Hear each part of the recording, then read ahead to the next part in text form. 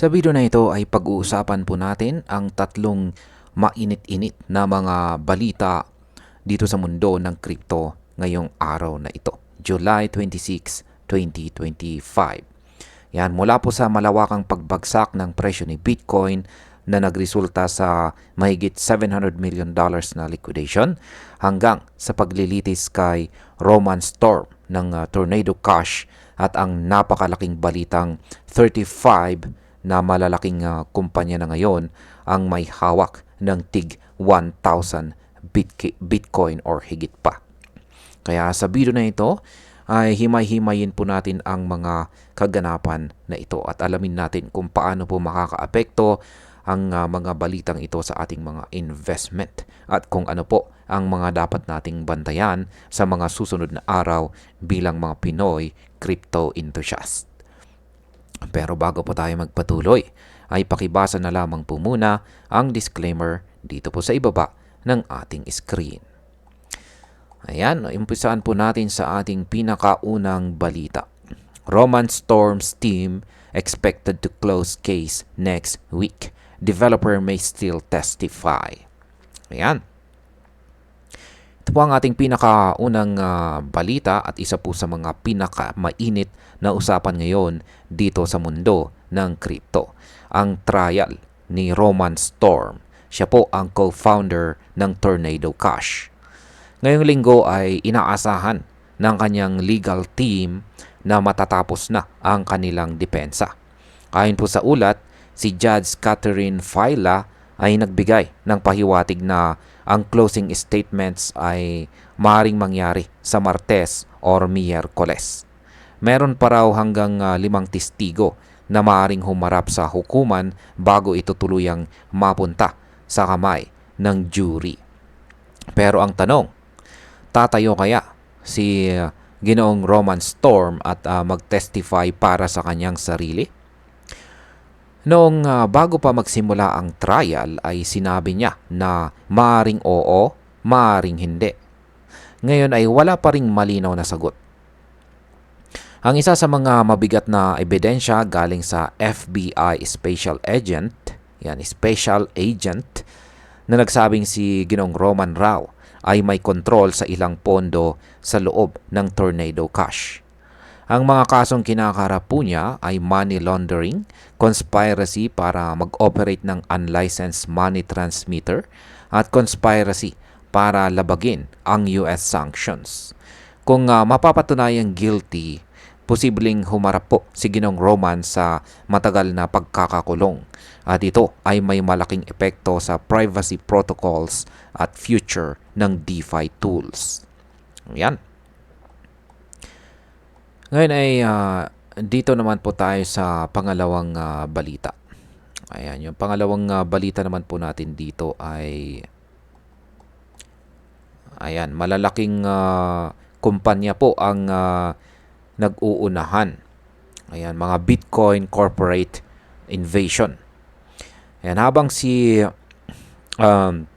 Ginoong Roman Storm ayan, ay nasa korte, si Bitcoin naman ay tila sinasakop na ang mundo ng malalaking negosyo. Ayon po sa ulat mula sa Fidelity Digital Assets, meron ng 35 publicly traded companies na may hawak ng tig 1,000 Bitcoin or higit pa. At ang halaga po nito ay mahigit $116 billion sa kasalukuyang market price. Dati-rati ay puro mga kilalang kumpanya lamang gaya ng MicroStrategy at Tesla ang humahawak ng malaking Bitcoin.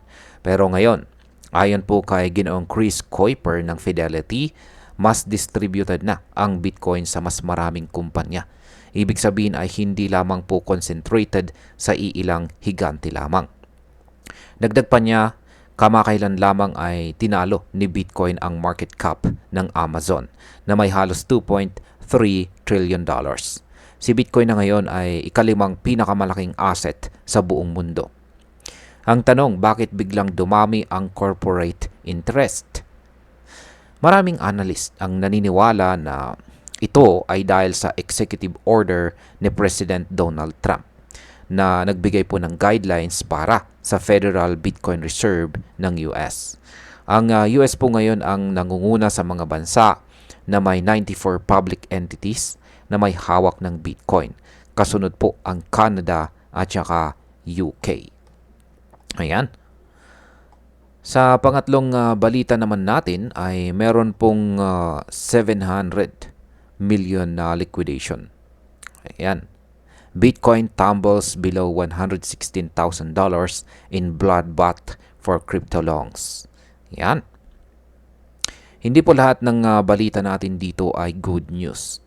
Sapagkat isa pong napakabigat, meron pong napakabigat na dagok ang tumama sa market nitong Biyernes. Sa loob lamang po ng 24 oras ay nawalan ang market ng $731.93 million sa mga long at saka short positions. Si Bitcoin po ay bumagsak ng 2.63% at umabot po siya sa presyong $115,356. Habang si Ethereum naman ay nabawasan ng 1.33% sa presyong $3,598. At ang pinakamasakit, ayan, ito po ang pinakamasakit, halos 213,000 traders ang na-liquidate. Ibig sabihin ay natanggalan po sila ng pondo dahil hindi umabot ang presyo sa kanilang expectations or kanilang price targets. Ang tinatawag na bloodbath na ito ay naganap kahit may bullish sentiment pa sa market. Ibig sabihin ay maraming traders po ang positive sa pag-angat ng presyo. Pero na-trap at nawalan ng pondo sa biglaang pagbagsak. Ito ang paalala sa ating lahat na wala po talagang kasiguraduhan sa crypto. Kahit anong bullish indicator, kapag dumating ang whale sell-off o biglaang news shock, talagang magugulat ka. Ayan. At para po sa atin bilang mga Pinoy crypto enthusiast, ay ang matinding aral po na dapat nating tandaan dito sa mga kaganapang ito ay una, ang market po ay talagang sobrang volatile. Hindi ito parang savings account na laging steady. Minsan tataas po ng 10% sa isang araw pero pwede rin itong bumagsak ng 15% kinabukasan. Pangalawa ay pag-aralan po nating mabuti ang risk management. Wag po tayong basta-basta maglulong or mag-short ng malaking halaga lalo na kung wala po tayong stop loss. Ang mga long positions na nawalan po ng $700 million ay patunay na kahit experienced traders ay tinatamaan na rin. Pangatlo ay bantayan po natin ang mga galaw ng mga malalaking kumpanya. Kapag corporate giants na ang nagsimulang bumili ng Bitcoin, ibig sabihin ay may malalaking kumpiyansa sa future ng market. Ito ang pwedeng maging signal para sa long term, para po sa mga long-term investors. At ang panghuli, kung may trial po, gaya ng kay Ginoong Roman Storm, yan ay wag lang nating basta isipin na legal issue lang ito. May epekto po ito sa DeFi privacy tools at kung magtatagumpay po ang US government laban sa kanya, posible itong magbago ng takbo ng decentralization policies sa buong mundo. At sa kabuuan, ayan, ang araw na ito ay isang paalala na ang mundo ng crypto ay puno po ng aksyon. May good news, may bad news, at minsan may kasamang legal drama. Pero kung ikaw po ay may tamang kaalaman, sapat na disiplina at matibay na pananaw sa long-term potential ng crypto, hindi ka po basta-basta mawawala sa alon. Tandaan po natin, si Bitcoin ay parang dagat. Minsan kalmado, minsan maalon, pero laging may dalang posibilidad. Kaya para po sa atin ay huwag po tayong padalos-dalos. Magbasa, mag-observe at matutong sumabay sa agos. At ayan, hanggang dito na lamang po tayo sa video na ito mga ka-crypto. Marami pong salamat sa panonood. Ingat po tayo lagi at God bless po sa ating lahat.